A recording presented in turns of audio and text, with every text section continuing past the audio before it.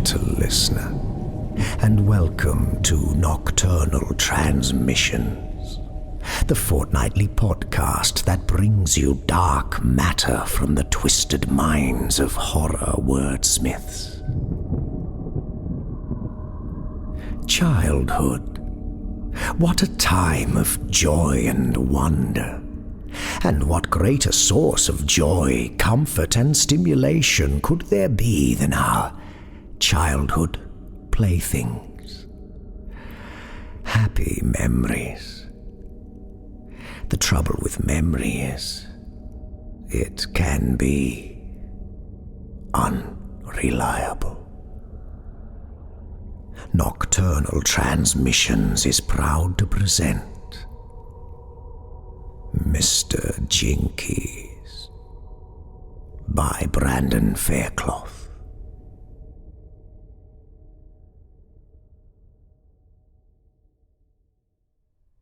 When I was little, I loved Scooby-Doo. The show itself more than the titular character, who I always found a little disturbing if I'm being honest. But I loved the ghosts and mysteries.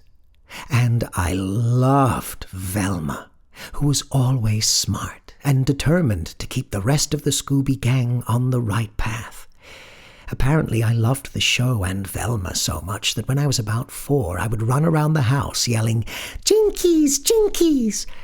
much to the annoyance of my brothers and long-suffering parents. It was told to me as a cute story when I was older, but I could read between the lines.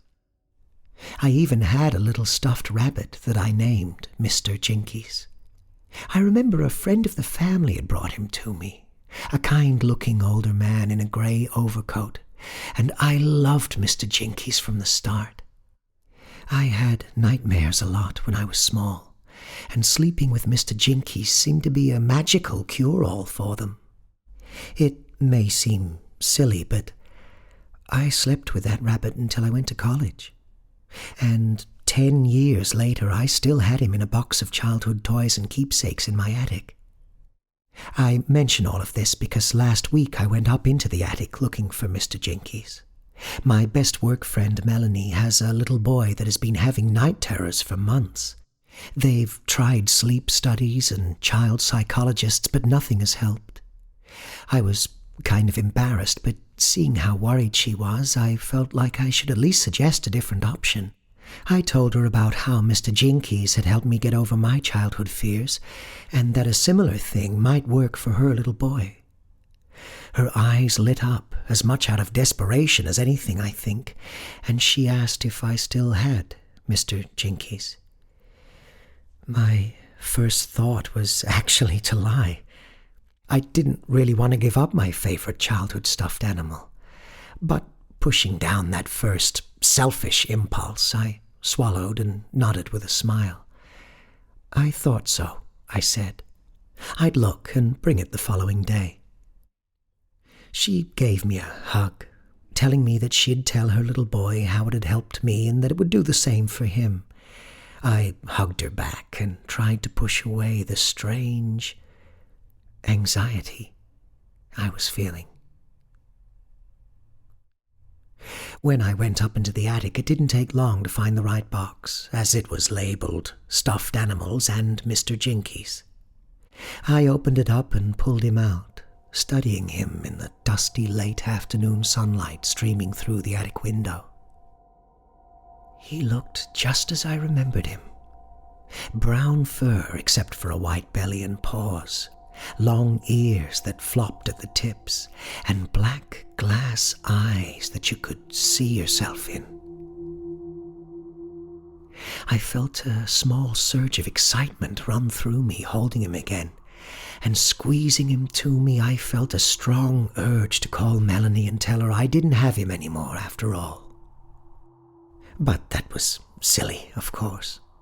I told myself I could always get him back in a few weeks, whether it helped him or not. The idea that I was planning on taking a new toy away from a small child never really occurred to me, and if Melanie looked strange when I told her it was just a loan of Mr. Jinkies, not a gift, I managed to ignore it. Still, I felt good for helping them out, and the next day she came in glowing. She said the rabbit had worked like a charm, and they had all had the first good night's sleep in months. I told her I was happy for them, and I was, but I admit I had to fight the urge to ask how many nights she thought they'd need him. Then it was the weekend, and I was busy getting ready for a family barbecue. My older brother couldn't make it, but it was the first time I got to spend a day with my parents and my younger brother Bailey in a couple of months. He was just starting graduate school, and so he would sneak off occasionally to study when he thought he had met some sociability threshold for the next hour or so. But I was busy helping our mother in the kitchen while Dad got the grill ready outside. We were making hamburger patties when I mentioned that I had let Melanie borrow Mr. Jinkies. I jumped when the bowl my mother was holding shattered on the floor. "What did you say?" I was looking at my mother, her face white as a sheet and her mouth trembling. A mound of raw hamburger meat and ruined porcelain splattered on the floor between her feet. "What name did you say?" I was confused and scared by how she was acting. "Mr. Jinkies, my stuffed rabbit." As I was speaking, she was coming across to me swiftly, her hand clapping across my mouth as I finished rabbit. Shaking her head violently, she resisted my efforts to pull away. No, you don't ever say that name! Not ever! Where did you hear that name?" Her eyes were wild, and for the first time in my entire life, I was actually a little afraid of my mother. She lowered her hand from my mouth and I pulled back some, but she still had a firm grip on my arm. "You know, my stuffed rabbit I had when I was little. That was his name." Her grasp on my arm tightened. "Who put you up to this? Was it your brother?" "Bailey is too young to remember, but Alan would know." She gave me a small shake. "Tell me the truth." I felt my fear turning into anger as I yanked my arm away. "Chill the fuck out, Mom. I haven't even talked to Alan in like a month, and since he didn't show up today, it will probably be another 2 before I see him. What's the big deal about a stuffed rabbit?" I could see my mother trying to regain her composure, and only partially succeeding. She wiped a strand of hair from her face and gestured to the table. "Sit down for a minute." When I pointed at the mess on the floor, she waved it away. "I'll get that up when we're done talking, but I need to talk to you about this now." Her face softened as she motioned for me to sit again. "Please, honey." Slowly, I sat down. I felt disoriented, as if I was having an entirely different conversation than the one my mother was in. How could it be this big of a... "You never had a stuffed rabbit." I laughed. So it was some weird joke. "Yeah, sure. You'll have to explain that to the kid I gave him to." I tried to stop there, but I felt compelled to add, "I loaned him, too." She was shaking her head again. I pushed on, explaining how I remembered getting him, naming him after my favorite catchphrase from Scooby-Doo, how he helped me with my nightmares. She interrupted me, a finger stabbing the air in my direction. "Oh, you had nightmares, and you did know a Mr. You know. But it wasn't some stuffed toy." I felt my stomach beginning to sink. It wasn't a joke. She was really upset. "What was Mr. Jinkies then?" I saw her wince at the name, but she went on. "We never knew for sure. When you were about 3, you started talking to something nobody else could see. You were just learning to talk, and it's not uncommon for small children to babble off and on to themselves. But instead of lessening as you got older, it got worse. By the time you were 4, you were telling us stories about Mr. Jinkies. about how he was this funny creature that told you stories and sung you songs. That was about the time the nightmares started. At first we thought it was just normal night terrors. Took you to the doctor, saw a child therapist a couple of times. But nothing seemed to help. Then we started seeing the marks on you. I frowned, my skin starting to prickle. Marks? What kind of marks? Her lips had started trembling again, and she covered her mouth with her hand as she went on. Bite marks, mainly. Small and not shaped like anything we knew. Some scratches, too. She looked up at the ceiling, her eyes wet and glistening. My God, we were so terrified. We didn't know if someone was abusing you, or if some animal was getting in at night somehow. We went and stayed at a motel for a few nights, but it made no difference. The nightmares and the marks kept happening, and as time went on, you were getting more and more where you wouldn't talk to us. You would only talk to Mr. JINKIES. She let out a shuddering breath and looked back at me. Eventually, we brought in specialists. A man who was a former priest and an expert in, well, occult-type things. He said something had attached itself to you. Over the next few days, he tried to get rid of it, and it looked like it worked. You stopped being attacked, stopped having dreams. You were young enough that we swore to never tell you about it. Never talk about it again. Reaching forward, my mother grabbed my hand in hers. But now, I don't think it ever really left you. These memories you have about this toy, none of that ever happened. I think it just hid inside of you and waited. Pulling my hand away, I felt a mixture of fear, anger, and guilt. That's not possible. I held that rabbit in my hands this week. It was real. She shrugged. I believe you, and I can't explain it. But I can tell you that didn't happen when you were growing up. And whatever you gave to that little boy, him and his family are in danger. She grabbed my hand again. But don't you take it back. Whatever you do, don't you take it back. Warn them, tell them to burn it, maybe that will work. But don't you ever see it or touch it again. Promise me.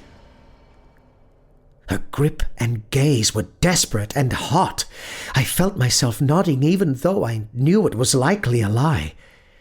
After quick excuses and goodbyes, I headed out, telling my mother that I was going to call Melanie on the phone, but I wouldn't go by her house. I did call, but my car was already pointed in her direction. After the third call to voicemail, I gave up. 30 minutes later, I was pulling up in her driveway. There were 2 cars parked there already, but at first I saw no signs of people. Then the front door opened, and Melanie came out. Hey, what are you doing here? She was friendly, but she seemed tense as well. She came down to meet me and gave me a hug. Sorry I didn't answer the phone a few minutes ago. I've been running around like a crazy person this afternoon. I'm about to give Sydney his bath, but if you want to come hang out for a few minutes, it won't take long and we can visit. I wasn't sure how to react. I had half decided I was going to be walking into some horror show when I arrived, but instead everything seemed pretty normal. Melanie was staring at me, waiting for a response, so finally I just nodded, mumbled something about just dropping by to say hi, and followed her inside. The interior of the house was messy, but normal, small child in the family messy. She led me back into Sydney's playroom, and I felt a small chill when I saw the little boy on the floor, whispering something to Mr. Jinkies. The rabbit stared passively back with its black gaze, but even at that distance I thought I could hear some kind of low, scratchy response to the child's words. Sydney looked up at us as we approached, and I found myself struck by the shadows I could see under his eyes now. He looked sicker now than he had even in pictures I'd seen after his night terrors had started. I almost mentioned it to Melanie, but something held me back. With some mild protests and reluctance at leaving the rabbit behind, Sydney went to take his bath. I sat down in a large overstuffed chair that was likely used for reading stories and taking naps on most days. From the angle I was sitting, Mr. Jinkies' back was to me, but I still couldn't keep my eyes away from that small, brown form. Then I saw it was moving. Or rather, something was moving inside of it. At first I thought it was my imagination getting the better of me, but then the movements grew more obvious, and I saw the first bone-white legs of the thing that was coming out from around the edge of the rabbit's cocoa fur. I tried to scream or move, but I couldn't. I was frozen in place, and by more than fear, it was holding me somehow. It slowly pulled its impossible length from inside that small toy, wet strings of yellow ichor trailing back to what I could only assume was a gaping wound in the obscured stomach of the stuffed rabbit. It looked like a centipede more than anything, but its legs were thicker and had too many joints, and its face had so many eyes and mouths. It raised up until it was at eye level, its body and legs moving side to side languidly as it regarded me. It makes no sense, but that terrible face seemed simultaneously tiny and enormous, its eyes boring into me until they were the whole world. That's when I remembered everything. I remembered this face of Mr. Jinkies, and the true face behind it that was somehow much, much worse. I remembered its low, scratchy voice that had seemed so funny when I first heard it as a child, but had soon become the discordant tune of my terror and pain. I felt myself urinating, and I didn't have the presence of mind to care or feel embarrassed. I was too focused on the words emblazoned across my mind. Leave me here or take me back. It's your choice. I didn't wait for Sydney to finish his bath before I left. I haven't answered Melanie's calls or texts, and I called work to tell them that I'm not coming back. I'll change my number in the next few days as well.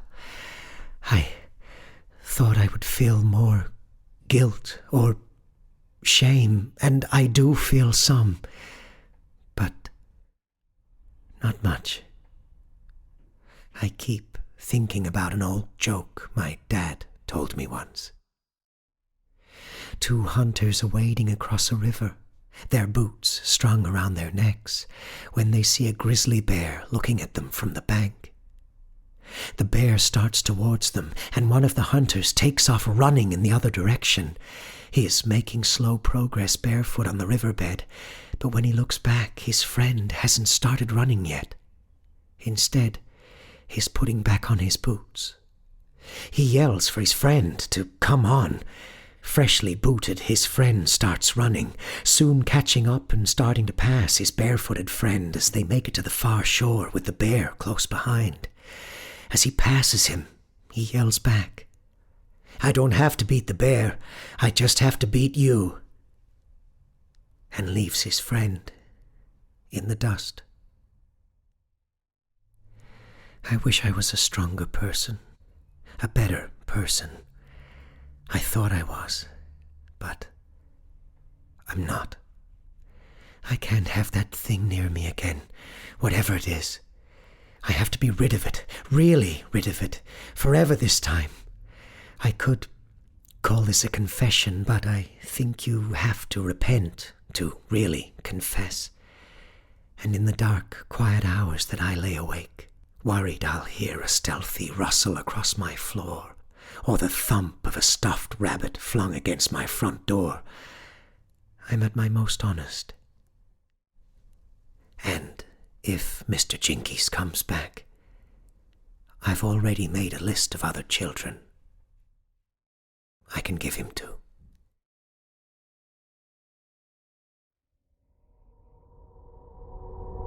Mr. Jinkies by Brandon Faircloth. If you'd like to find out more about this author, please visit our website, nocturnaltransmissions.com.au. It's time to say hello to our newly joined Patreon acolytes, Darren Dorr and Chon Chon.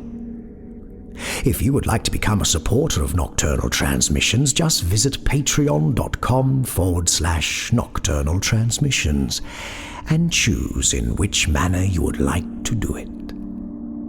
Speaking of our Patreon supporters, we have another exclusive Patreon episode coming up in a fortnight's time. A traditional tale of supernatural menace from feudal Japan. Look forward to that one. This episode was brought to you with the generous assistance of our cohorts, Sam Bell, Evan Dooley, Thomas Arvin, Robert Troy Peterson, Michael Wood, Chris McClay, and Sanitarium magazine. Sanitarium is an independent quarterly magazine dedicated to bringing audiences the best in horror from around the globe. Available from Amazon and sanitariumpublishing.com. All non-public domain stories are featured with the permission of the authors. All voices and production are concocted by Kristin Holland. Until next time, watch the skies, fear the dark, and don't trust anyone, especially yourself. Good night, gentle listener.